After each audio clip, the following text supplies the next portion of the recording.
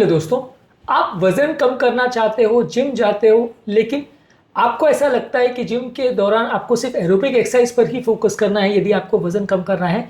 आज हम बात करेंगे रेजिस्टेंस ट्रेनिंग यानी वजन उठाने वाली कौन कौन सी एक्सरसाइज है जो जिम के दौरान आपके वजन को कम करने में मदद करती है, किस तरह से ज़्यादा फायदा करती है और क्यों इनको हमको ज़्यादा स्ट्रेस करना चाहिए। ये सारी चीज़ों पर आज हम बात करेंगे। कौन कौन सी एक्सरसाइज कितने शेड्यूल में करनी चाहिए, ये सारी चीज़ों पर साइंटिफिक फैक्ट्स के साथ हम आपको काफ़ी विस्तृत जानकारी देंगे। आज का टॉपिक है, यदि आप वजन कम करना चाहते हो तो वैसे केस में रेजिस्टेंस ट्रेनिंग का क्या फ़ायदा है। टॉपिक पर जाने से पहले जो लोग हमारे चैनल पर नए हैं उन्हें रिक्वेस्ट करूंगा कि चैनल को सब्सक्राइब करें। हमारे चैनल का पर्पज़ है हेल्थ एजुकेशन के द्वारा लोगों को हेल्दी बनाना, और इस मिशन में आप हमारे सहभागी बन सकते हैं। चैनल को सब्सक्राइब करके, वीडियोज़ को लाइक करके, कंटेंट्स को फ्रेंड्स फैमिली के साथ शेयर करके। टॉपिक के दौरान कुछ इंटरेस्टिंग साइंटिफिक फैक्ट्स और स्टडीज़ आपको बताऊंगा, कुछ प्रैक्टिकल यूटिलिटी की बातें और कुछ विस्तृत इन्फॉर्मेशन आपको बताऊंगा। इसलिए टॉपिक में हमारे साथ एंड तक बने रहिए। चलिए शुरू करते हैं।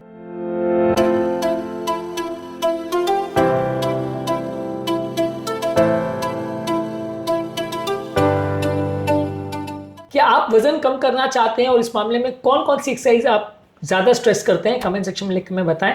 बेसिकली जब आप रेजिस्टेंस ट्रेनिंग करते हो तो वो फास्टिंग के दौरान कई लोग का मसल मास लॉस हो जाता है, तो उसको इंप्रूव करने में मदद करता है। फास्टिंग के दौरान खासकर अगर आप एक्सरसाइज नहीं करो और प्रोटीन्स पर फोकस नहीं करो तो मसल मास कम हो जाता है, जिसकी वजह से लोग अक्सर फास्टिंग बहुत अच्छे से नहीं कर पाते, ज़्यादा वीकनेस होती है, तो वहाँ पे आपकी हेल्प करता है। इसके अलावा जब आप मसल मास बढ़ाते हो तो ये ज़्यादा मसल जो है ये एक्सरसाइज के बाद भी कैलोरी कंज्यूम करता रहता है, जिसे EPOC यानी excess post exercise oxygen consumption phenomena बोलते हैं, जिसकी वजह से ये एक्सरसाइज के बाद भी ये मसल्स कुछ ना कुछ कैलोरी बर्न करते रहते हैं, आपकी मेटाबॉलिक रेट को बढ़ाते हैं, जिसकी वजह से आपका वजन कम होता है। एक्सरसाइज के बाद भी कुछ हद तक एक्स्ट्रा कैलोरी बर्निंग होती है।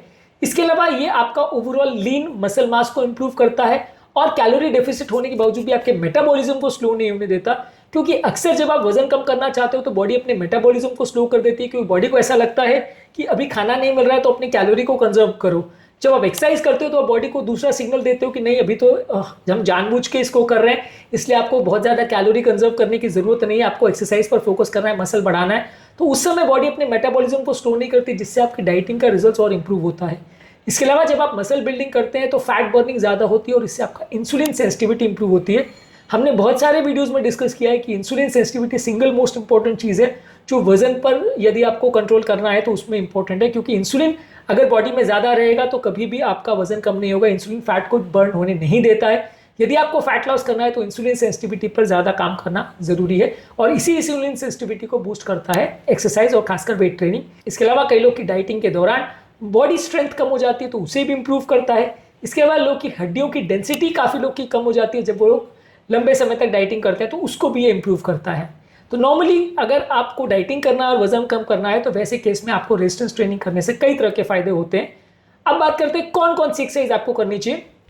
ज़्यादातर आपको कोशिश ये करनी चाहिए कि 70-80% आप एरोबिक एक्सरसाइज पर फोकस करें, 20-30% ऑफ द टाइम आप अपने जिम में कोशिश करें कि मसल बिल्डिंग पर फोकस करें। इस मामले में आप फुल बॉडी ट्रेनिंग कर सकते हैं 3 से 4 हफ्ते। इस मामले में स्क्वाट्स है जिसमें आप 4 सेट कर सकते हो 10 रेपिटेशन की, हफ्ते में 3 से 4 बार। इसके अलावा डेडलिफ्ट कर सकते हो 3 सेट्स 8 से 10 रेपिटेशन के। लंजेस कर सकते हैं 3 सेट्स 10 रेपिटेशन के लिए, ये लोअर बॉडी के लिए अच्छे हैं।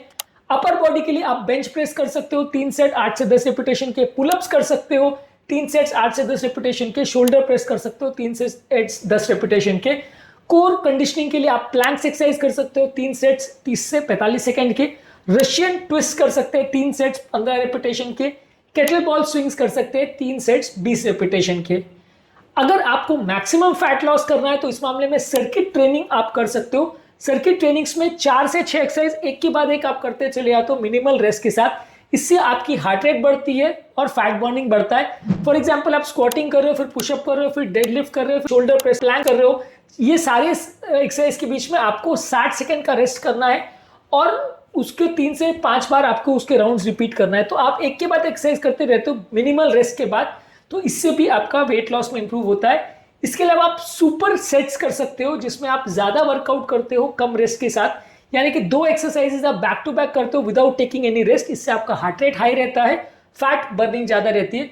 फॉर एग्जाम्पल आप शोल्डर प्रेस और स्क्वाटिंग को साथ में कर सकते हो, बेंच प्रेस और मसल रोइंग एक्सरसाइज कर सकते हो। तो ये 2 एक्सरसाइज को साथ साथ करने में आपका मेटाबॉलिक रेट ज्यादा हाई रहेगा।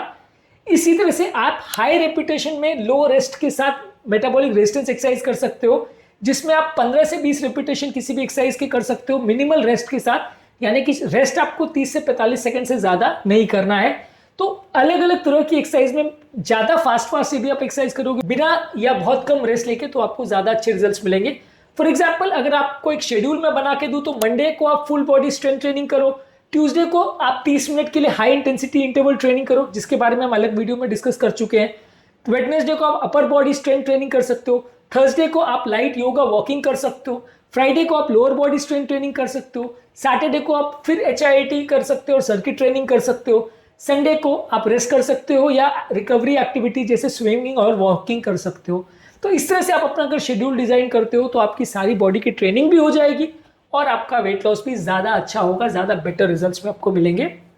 इस मामले में अगर आप फैट लॉस ज़्यादा अच्छा करना चाहते हो तो कोशिश करिए कि ज़्यादा हैवी वजन उठाएं। तो ज़्यादा हैवी वजन उठाने को अगर आप 10 से 10 बार रिपीटेशन अगर करते हो तो अच्छा आपको वेट लॉस मिलेगा। इसके अलावा धीरे धीरे करके अपने वेट लोड को बढ़ाते रहिए, यानी वेट ओवरलोड करते रहिए। पहले 5 किलो कर रहे थे, फिर 8 किलो, फिर 10 किलो, फिर 12 किलो, वैसा बढ़ाते जाएंगे तो ज़्यादा अच्छे रिजल्ट्स मिलेंगे। हाई प्रोटीन डाइट लेंगे तो आपका वजन भी कम होगा, रेजिस्टेंस ट्रेनिंग भी अच्छी होगी, मसल बिल्डिंग भी अच्छी होगी। इसके अलावा रेस्ट टाइम को एक्सरसाइज के बीच में बिल्कुल कम रखिए, यानी कोई भी रेस्टिंग पीरियड आपका एक्सरसाइज के बीच में 30 से 60 सेकंड से ज़्यादा नहीं होना चाहिए। कई बार लोग जिम में जाते हैं और 5 मिनट एक्सरसाइज करते हैं और 1 घंटे तक गप्पे मारते रहते हैं, तो वैसा अगर आप करोगे तो आपका कोई वेट लॉस नहीं होने वाला। आपको बिना रेस्ट लिए कंटिन्यूस लगे रहना है। यही कारण है कि जो लोग बहुत मोटिवेशन के साथ कंटिन्यूस एक्सरसाइज करते हैं उनको ज़्यादा अच्छे रिजल्ट्स मिलते हैं। इसके अलावा कार्डियो एक्सरसाइज को स्मार्टली अगर आप यूज़ करते हो, HIIT के फॉर्म में करते हो, तो आपको ज़्यादा अच्छे रिजल्ट्स मिलेंगे। HIIT में क्या होता है कि 30 सेकंड तेज दौड़ रहे हो, फिर 30 सेकंड स्लो कर रहे हो, फिर 30 सेकंड और तेज कर रहे हो, फिर स्लो कर रहे हो। तो इस तरह से आप करते हो तो आपको एक्सरसाइज इंड्यूस कैलोरी बर्निंग ज़्यादा अच्छी होती है, मेटाबॉलिज्म भी ज़्यादा अच्छा इंप्रूव होता है। तो एरोबिक एक्सरसाइज को भी आप इस तरह से करोगे तो थोड़ा ज़्यादा अच्छे रिजल्ट्स मिलेंगे। तो बेसिकली अगर आपको वेट लॉस करना है तो आप अगर रेजिस्टेंस ट्रेनिंग करते हो तो मसल बिल्डिंग अच्छी होती है, मेटाबॉलिज्म अच्छा होता है, रेस्ट के दौरान भी कैलोरी बर्निंग होती है, और आप इसको वेट्स के साथ, रेजिस्टेंस बैंड के साथ या अलग अलग तरह की चीज़ों के साथ आप कर सकते हो। अगर जिम नहीं भी जाते हो तो भी रेजिस्टेंस बैंड के साथ या घर पर थोड़े बॉडी वेट्स के साथ आप इसका प्रयोग कर सकते हो। पर लेकिन साल भर इसका करना है प्रयोग, आपको कभी कभी कर रहे हो, बाकी टाइम नहीं करो, वैसे करोगे तो फायदा नहीं मिलेगा। रेजिस्टेंस ट्रेनिंग आपकी ओवरऑल बॉडी के बेसल मेटाबॉलिज्म को 7% बढ़ाता है और फैट लॉस 1.8 kg तक करता है बिना किसी डाइटरी चेंज के। ऐसा 2002 में एक आर्टिकल में दिखाया गया था। इसके अलावा 2012 में एक आर्टिकल में दिखाया गया था कि जो लोग रेजिस्टेंस ट्रेनिंग करते हैं उनको सिग्निफिकेंट बेटर वेट लॉस मिलता है और उनका ओवरऑल जो है कार्डियो एक्सरसाइज करने से ज्यादा अच्छे रिजल्ट्स या ओबेसिटी ज्यादा रिडक्शन उनको मिलता है। रेजिस्टेंस ट्रेनिंग आपके इंसुलिन रेजिस्टेंस को भी कम करता है। ऐसा 2003 में डायबिटीज केयर में आर्टिकल में दिखाया गया था इंसुलिन सेंसिटिविटी 46% तक इंप्रूव होती है यदि आप रेजिस्टेंस ट्रेनिंग करते हो। और आफ्टर बर्न इफेक्ट यानी इपॉक इफेक्ट जो होता है उसके बारे में 2005 में एक आर्टिकल बताया गया था कि आपका एक्सरसाइज करने के 38 घंटे बाद तक भी आपका कैलोरी बर्निंग ज्यादा रहता है यदि आप रेजिस्टेंस ट्रेनिंग करते हो। तो बेसिकली आपका वजन भी कम करता है और बॉडी का शेप, बॉडी का कंपोजिशन, सारी चीजों को इंप्रूव करता है। आपका भले आप वेइंग स्केल पे जब मेजर कर रहे हो तो हो सकता है आपका वेट लॉस उतना ज्यादा नहीं दिखे क्योंकि थोड़ा मसल बढ़ रहा है, थोड़ा वेट लॉस हो रहा है, फैट लॉस हो रहा है, लेकिन ओवरऑल आपकी बॉडी की फिजिक ज्यादा अच्छी डेवलप होगी जब आप रेजिस्टेंस ट्रेनिंग भी कर रहे हो और साथ में यदि आप ओवरऑल फास्टिंग भी कर रहे हो। तो इस तरह से आपका जो एक्सेसिव मसल लॉस भी होता है, यानी सार्कोपीनिया भी कई लोगों को फास्टिंग के दौरान होता है, वो भी कंपैरेटिवली कम होता है। इसके अलावा उम्र दराज लोगों में जो गिर जाने का या चोट लग जाने का या मसल वीक हो जाने का जो रिस्क रहता है फास्टिंग के दौरान, वो भी कंपैरेटिवली कम रहता है जब आप रेजिस्टेंस ट्रेनिंग करते हो। तो ओवरऑल बहुत सारे इस तरह के पॉइंट्स है जो फेवर करते हैं कि यदि कोई व्यक्ति को अगर अपना वेट लॉस करना है तो सिर्फ एरोबिक एक्सरसाइज पर नहीं, रेजिस्टेंस ट्रेनिंग पर भी फोकस करना चाहिए। इससे आपको ज़्यादा अच्छे रिजल्ट्स मिलेंगे। क्या आप अपनी वेट लॉस जर्नी में रेजिस्टेंस ट्रेनिंग को इंक्लूड करते हैं? कमेंट सेक्शन में लिखकर हमें बताएं। उम्मीद करूंगा कि आज के टॉपिक में कुछ नई बातें जानने को मिली होगी। यदि कंटेंट यूजफुल लगा तो फ्रेंड्स फैमिली के साथ इसे शेयर करें। टॉपिक एंड करने से पहले जो लोग हमारे चैनल पर नए हैं उन्हें रिक्वेस्ट करूंगा कि चैनल को सब्सक्राइब करें। हमारे चैनल का पर्पज है हेल्थ एजुकेशन के द्वारा लोगों को हेल्दी बनाना और इस मिशन में आप हमारे सहभागी बन सकते हैं। चैनल को सब्सक्राइब करके, वीडियोस को लाइक करके, कंटेंट्स को फ्रेंड्स फैमिली के साथ शेयर करके। आपके कमेंट्स हमें जानने में मदद करते हैं कि आपको हमारा कंटेंट कैसा लग रहा है, प्लस हमारे लिए मोटिवेशन और इंस्पिरेशन का भी काम करते हैं। इसलिए वीडियोस को लाइक करते रहिए, शेयर करते रहिए और हेल्थ के सफर पे हमारे साथ आगे बढ़ते रहिए।